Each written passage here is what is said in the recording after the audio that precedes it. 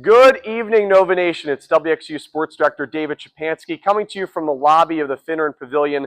Unfortunately, not so good of an evening for Villanova basketball as the Wildcats drop and suffer their first loss of the season against Columbia by a final score of 90-80 in favor of the Lions. And for Villanova, a lot of things went wrong. Their offense had some scoring droughts in this game, but they also had some success. The main issue for Villanova was the defense.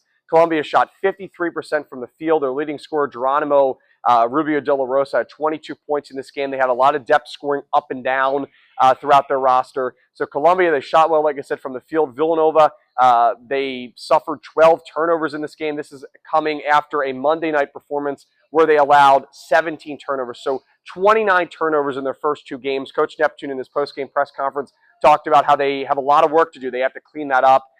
Really the main positive in this game for Villanova was that Eric Dixon is now over 1,500 points in his college career here at Villanova. He scored 33 points, and even in his post-game remarks at the press conference, Dixon said that he thought he could have been better in this game with rebounding and defense. But for Villanova, a lot of issues in this game. We saw very similar themes to what we saw throughout last season. Villanova now, the second straight season, they have dropped a game to an Ivy League opponent. Columbia predicted to finish in the bottom half of the Ivy League, and they shocked Villanova here tonight in a game that Villanova was favored to win by about 15, 16 points, depending on where you look.